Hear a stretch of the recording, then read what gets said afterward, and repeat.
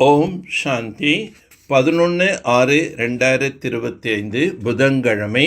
வாணி தரும் வசந்தம். இனிமையான குழந்தைகளே, இப்போது நீங்கள் எல்லையற்ற தூய்மை கடைபிடிக்க வேண்டும்.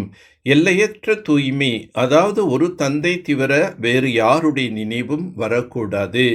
எப்பொழுது நீங்கள் தந்தையிடமிருந்து ஆஸ்தி அடைகிறீர்களோ அப்பொழுது தேகத்தின் அனைத்து சம்பந்தங்களையும் விட்டுவிட்டு ஒரு தந்தை நினைவு செய்யும் முயற்சி செய்கிறீர்கள். ஆஸ்தி கிடைத்ததும் தந்தை மறந்து விடுகிறீர்கள். இப்பொழுது ஆஸ்தி அடைய வேண்டும்.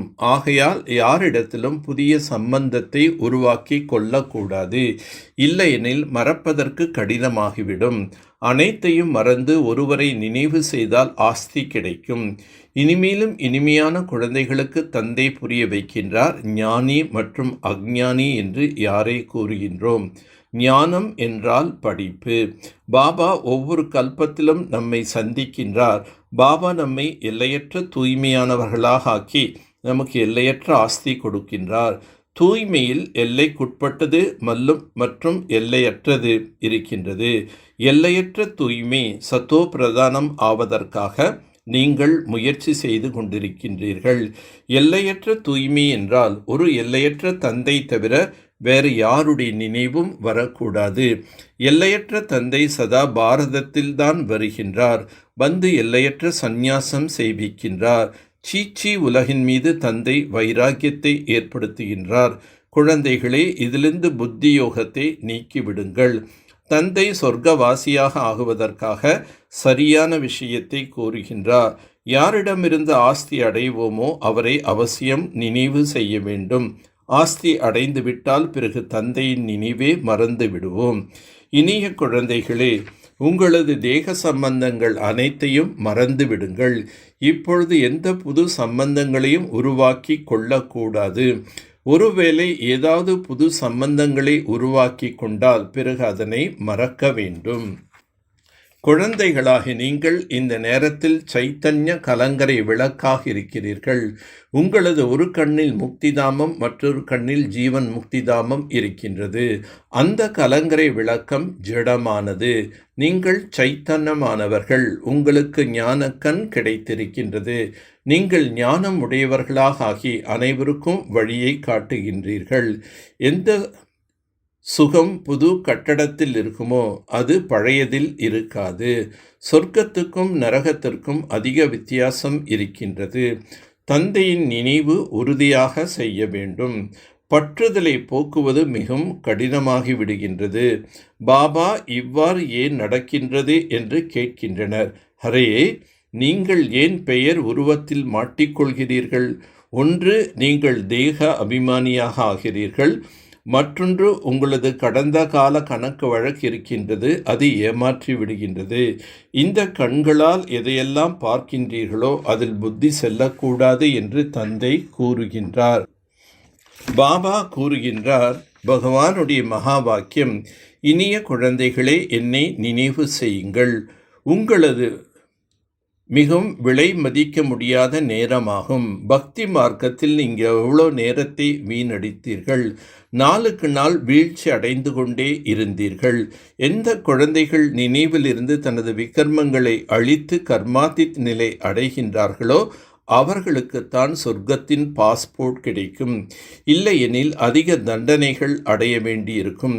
தனது கிரீடம் மற்றும் சிம்மாசனத்தின் போட்டோவை பையில் வைத்து கொண்டால் நினைவிருக்கும் என்று பாபா கூறுகின்றார். இந்த நாடகம் முந்தைய கல்பத்தை போன்று சுற்றி கொண்டே இருக்கின்றது. நாடகம் அவசியம் முயற்சி செய்விக்கும். நாடகத்தில் என்ன இருக்கின்றதோ அவ்வாறே நடக்கும் என்று இருந்துவிடவும் கூடாது. முயற்சி உயர்ந்ததா அல்லது பிராப்தி உயர்ந்ததா என்று கேட்கின்றனர். முயற்சிதான் உயர்ந்தது. ஏனெனில் முயற்சியின் மூலம்தான் பிராப்தி என்பது நாம் பெற முடியும். நீங்கள் எந்த தேகதாரிகளிடத்திலும் மாட்ட வைப்பது கிடையாது. என்னை நினைவு செய்தால் பாவங்கள் அழிந்துவிடும் என்று தந்தை கூறுகின்றார். தந்தை கட்டளையிடுகின்றார்கள் எனில் அதை செய்ய வேண்டும். பழைய உலகின் மீது வைராக்கியம் ஏற்படுகின்றது. இதுதான் எல்லையற்ற வைராக்கியம் என்று கூறப்படுகின்றது. சொர்க்கம் செல்வதற்கான பாஸ்போர்ட் அடைவதற்கு தந்தையின் நினைவின் மூலம் தனது விகர்மங்களை விநாசம் செய்து கர்மாதித் நிலை உருவாக்கி கொள்ள வேண்டும். தண்டனைகளிலிருந்து விடுபடுவதற்கு முயற்சி செய்ய வேண்டும். ஞானம் உடையவர்களாக ஆகி அனைவருக்கும் வழி கூற வேண்டும். சைத்தன்ய கலங்கரை விளக்காக ஆக வேண்டும். ஒரு கண்ணில் சாந்தி தாமம், மற்றொரு கண்ணில் சுகதாமம் இருக்க வேண்டும். இந்த துக்க தாமத்தை மறந்துவிட வேண்டும். ஒவ்வொரு ஆத்மாவையும் உயர்த்துவதற்கான பாவனையுடன் மதிப்பளிக்கக்கூடிய சுப சிந்தனையாளர் ஆகுக. ஒவ்வொரு ஆத்மாவும் உயர்ந்த பாவனை, அதாவது உயர்த்துவதற்கு அல்லது முன்னேற்றத்துக்கான பாவனை வைக்க வேண்டும். அதாவது சுப சிந்தனையாளர்கள் ஆக வேண்டும். தனது சுப உள் உணர்வின் மூலம், சுப சிந்தனையாளர் ஸ்திதி மூலம் மற்றவர்களின் அவகுணங்களை மாற்ற வேண்டும். யாருடைய பலகீனம் அல்லது அவகுணத்தையும் தனது பலகீனம் என உணர்ந்து வர்ணனை செய்வதற்கு பதிலாக அல்லது பரப்புவதற்கு பதிலாக உள்ளடக்கி விட வேண்டும் மற்றும் மாற்றம் செய்ய வேண்டும். இதுதான் மதிப்பளிப்பதாகும். பெரிய விஷயத்தை சிறியதாக ஆக்குவது, மனச்சோர்வடைந்தவர்களே சக்திவான் ஆக்குவது, அவர்களது சாவகாசத்தின் நிறத்தில் வராமல் இருப்பது, சதா அவர்களையும் ஊக்கம் உற்சாகத்தில் கொண்டு வருவது, இதுதான் மதிப்பளிப்பதாகும். அந்த மாதிரி மதிப்பளிப்பவர்கள்தான் சுப சிந்தனையாளர் ஆவார். தியாகத்தின் பாக்கியத்தை முடித்துவிடக்கூடிய பழைய சுபாவ சம்ஸ்காரங்கள். எனவே இவற்றையும் தியாகம் செய்யுங்கள்.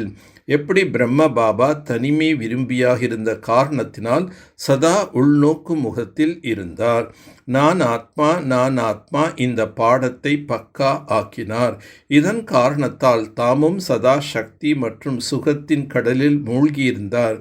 மற்றும் பிற ஆத்மாக்களையும் கூட தமது சுத்த சங்கல்பம் மற்றும் வைப்ரேஷன் மூலம், உள் உணர்வு மற்றும் பேச்சின் மூலம், தொடர்பின் மூலம் சாந்தியின் மற்றும் சுகத்தின் அனுபூதி செய்வித்து கொண்டே இருந்தார். அதுபோல் தந்தையை பின்பற்றுங்கள். நல்லது. ஓம் சாந்தி. ஓம் சாந்தி. ஓம் சாந்தி.